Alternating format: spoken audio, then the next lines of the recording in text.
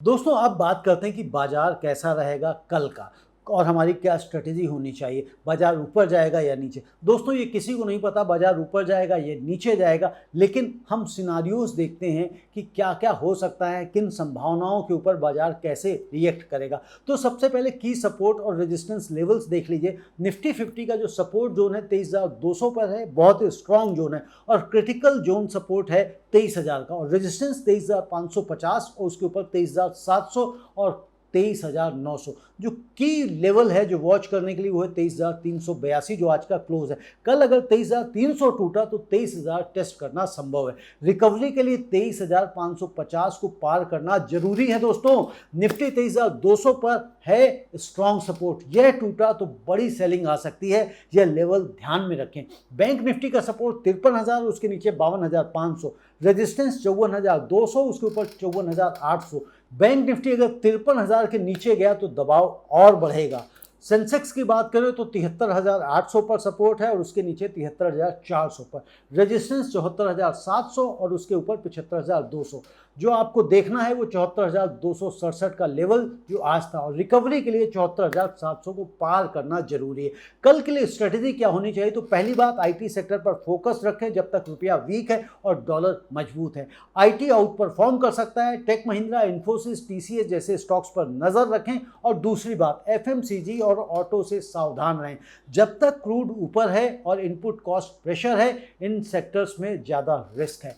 FMCG और auto को avoid करें, आईटी को प्रेफर करें। यही आज के बाजार का सबसे क्लियर टेक अवे है। तीसरी बात, क्रूड ऑयल को मॉनिटर करें। अगर क्रूड $90 से ऊपर बंद हुआ तो सेलिंग प्रेशर बना रहेगा। अगर क्रूड नीचे आया तो रिलीफ रैली भी आ सकती है। चौथी बात, इजराइल लेबनान सिचुएशन पर आपको कड़ी नजर रखनी है, क्योंकि कोई भी सीज फायर न्यूज मार्केट को इंस्टेंटली बाउंस करा सकती है। और पांचवी बात, एसआईपी इन्वेस्टर्स के लिए यह एक्यूमुलेशन का सही समय है। निफ्टी 23,300 23,400 पर क्वालिटी स्टॉक्स सस्ते मिल रहे हैं। लॉन्ग टर्म में यह लेवल बेहद एट्रैक्टिव लगेगा। और छठी बात, स्टॉप लॉस जरूर रखें। अगर आप ट्रेडर्स हैं तो निफ्टी के लिए 23,200 को स्टॉप लॉस माने।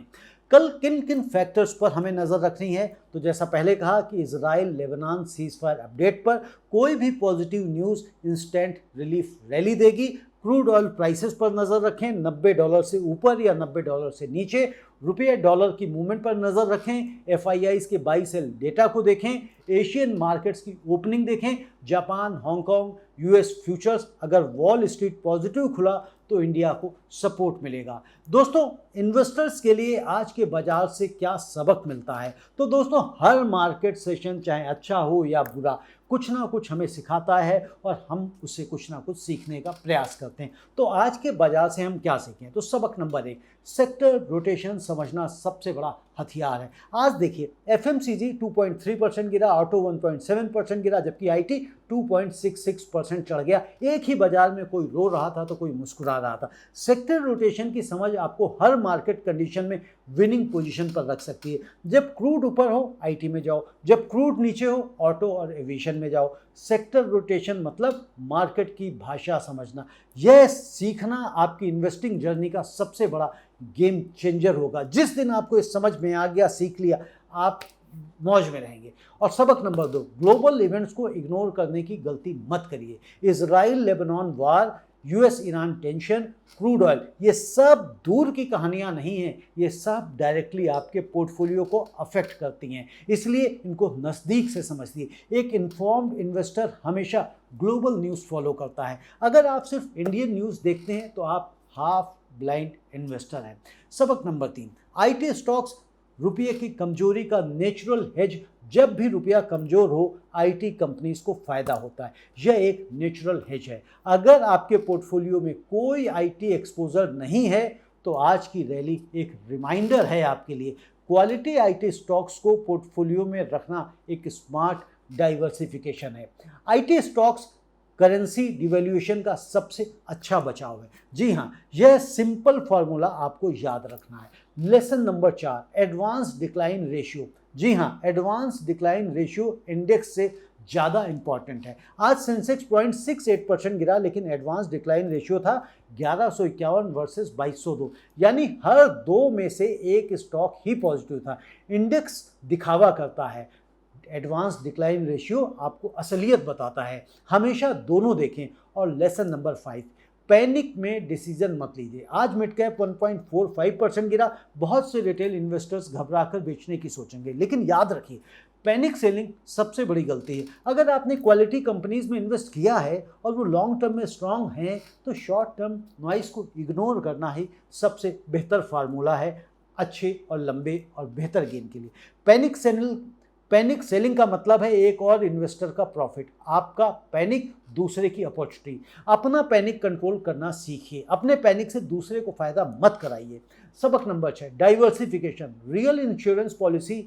आज जो प्योर एफएमसीजी या प्योर ऑटो इन्वेस्टर था उसका दिन बुरा गया, जो आईटी एक्सपोजर रखता था उसके लिए दिन अच्छा था। डाइवर्सिफिकेशन आपको किसी एक सेक्टर की मार से बचाता है। यह इन्वेस्टिंग का सबसे बेसिक लेकिन सबसे पावरफुल रूल है। लेसन नंबर 7, अगर गिरावट में क्वालिटी स्टॉक सस्ते होते हैं, यूज इट।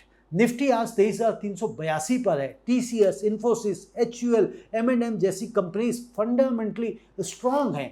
इस गिरावट में अगर आप SIP या लंप सम के जरिए इन्हें खरीदते हैं तो 5 से 10 सालों में देखेंगे तो यह लेवल आपको बहुत ही सस्ता लगेगा और कहेंगे अरे मैंने तो कौड़ियों के भाव ले लिया था। दोस्तों, आज के बाजार का सार यही है। जून का पहला दिन बहुत ही चैलेंजिंग रहा है।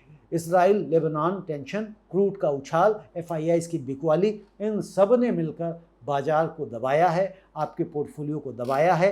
लेकिन इसी बाजार में IT सेक्टर ने 2.66% की शानदार बढ़त दिखाई है। यह याद दिलाने के लिए कि हर अपॉर्चुनिटीज़ हर मार्केट कंडीशन में होती हैं। बाजार का हर दिन एक सबक है और आज का सबक है सेक्टर रोटेशन, ग्लोबल अवेयरनेस और पैनिक फ्री इन्वेस्टिंग। निफ्टी 23,382 पर है, यह लेवल क्रिटिकल है। कल क्रूड ऑयल और इजराइल लेबनान सिचुएशन पर नज़र रखें आप। अगर कोई पीस सिग्नल आया तो रिलीफ रैली तेज हो सकती है। अगर US और ईरान का कोई डील होती है तो भी रैली आपको देखने को मिलेगी। SIP इन्वेस्टर्स के लिए ये एक्यूमुलेशन जोन है। क्वालिटी कंपनीज लंबे समय में रिवॉर्ड करती हैं। और एक बार फिर याद दिला दूं दोस्तों, इस वीडियो को लाइक करें, संजीवनी टीवी को सब्सक्राइब करें और इस वीडियो को अपने WhatsApp ग्रुप्स में शेयर करें और हमारे चैनल की सदस्यता लें, मेंबरशिप ज्वाइन करें दोस्तों, क्योंकि यहाँ पर हम आपको बहुत ही सरल भाषा में बाजार की हलचल बताने का प्रयास करते हैं, उसको समझाने का प्रयास करते हैं। और अगर आपको ये लगता है कि वाकई में मैं आपको सरल भाषा में इसको बता पाने में कामयाब हो रहा हूँ तो कमेंट में लिखकर अवश्य बताएं, क्योंकि मैं बहुत बड़े बड़े जार्गन्स के साथ में नहीं बताना चाहता।